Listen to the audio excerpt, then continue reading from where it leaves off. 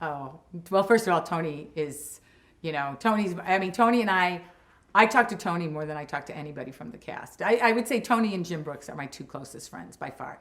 Tony, he's been to all my marriages, and I went to his wedding and his parents' funerals, and he knows my kids. I mean, we're really, really, really close friends.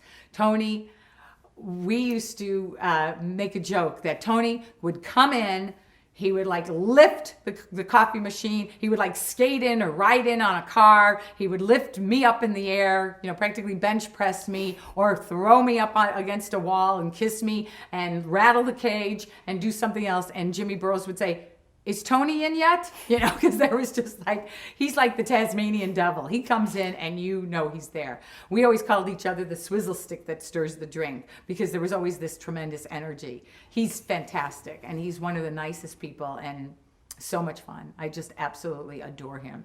And yes, we dated at the beginning of Taxi, and then said, you're going to go off and have your adventures, and things were going on in my life, and but we always stayed great friends through everything, and he's absolutely one of my favorite people ever. So that's the personal side.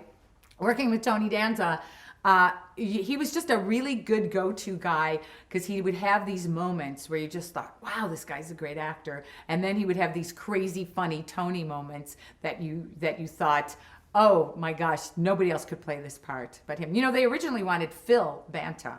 It was a character that was supposed to be kind of an Irish boxer, and but they saw Tony and they fell in love with him and just thought he would be so great in the show.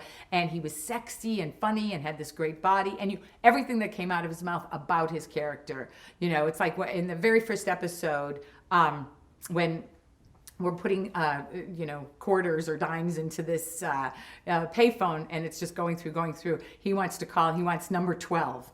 It's like he's going to go. He says, "Oh, the classiest girl I ever met." And then he says, "Hello, can I speak to number 12?" And it's the massage parlor, and wherever he was, Vietnam or something. And you believed him as a Vietnam vet. You believed him. You believed the antics. You believed him as a boxer, certainly.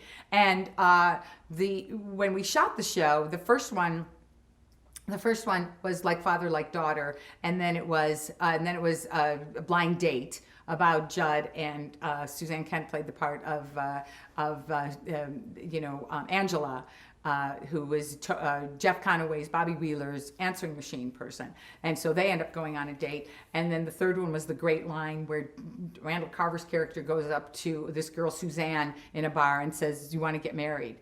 And they get married. And then the fourth one was Come As You Aren't. It was about me in the art world. And the fifth one was One Punch Banta. And then the sixth one was Bobby's acting career. But the fifth one was One Punch Banta. It was such a strong show. And by that time, we'd all worked together for 5 weeks. So we really knew who the characters were. And it was such a solid premise, and everybody had their little moment, that became the second episode that they put on the air. It wasn't any of the earlier ones. And so the first episode went on, which was the pilot introducing everybody. And then the second one was One Punch Banta. So that went on.